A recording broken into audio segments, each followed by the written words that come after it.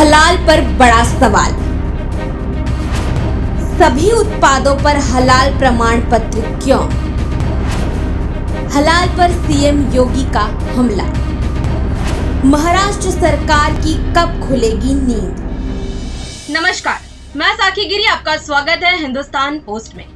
आज हम बात करेंगे हलाल सर्टिफिकेशन पर। योगी सरकार ने उत्तर प्रदेश में कुछ दिन पहले ही हलाल सर्टिफिकेशन से जुड़े उत्पादनों की बिक्री पर रोक लगा दी है। अब उत्तर प्रदेश में हलाल प्रमाणित खाद्य पदार्थ नहीं बिकेंगे। पिछले कुछ दिनों से हलाल सर्टिफिकेशन से जुड़ा मुद्दा चर्चा में है। यूपी में हलाल सर्टिफिकेट देने वाली कंपनियों के खिलाफ प्राथमिकी दर्ज की गई है। सीएम ने इस पूरे मामले को गंभीरता से लिया है और पुलिस को कड़ी कार्रवाई करने का निर्देश भी दिया है। लेकिन महाराष्ट्र में इस संबंध में कोई चर्चा नहीं है। आखिर क्यों? आखिर महाराष्ट्र सरकार की नींद कब खुलेगी? यह सवाल जनता पूछ रही है। तो चलिए जानते हैं हलाल उत्पाद का क्या मतलब है। वास्तव में हलाल में छुरी से जानवर की गर्दन की नस और सांस लेने वाली नली को काटा जाता है। इस वक्त एक दुआ भी पड़ी जाती है। गर्दन पर छुरी चलाने के बाद जानवर का पूरा खून निकलने का इंतजार किया जाता है।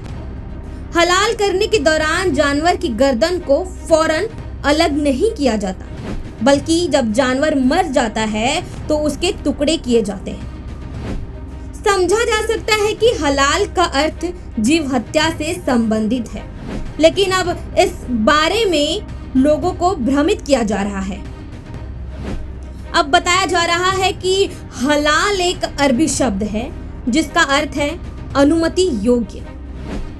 हलाल सर्टिफिकेशन उत्पाद मुस्लिम उपभोक्ताओं को यह विश्वास दिलाते हैं कि वे जिन उत्पादों का उपभोग करते हैं वे उनकी संस्कृति और मान्यताओं के अनुरूप हैं। दुनिया भर में लगभग 2 अरब मुसलमान हैं, जिनमें से लगभग 4 मिलियन अमेरिका में रहते हैं। इस कारण व्यापारियों के लिए हलाल प्रमाण लेना जरूरी हो जाता है।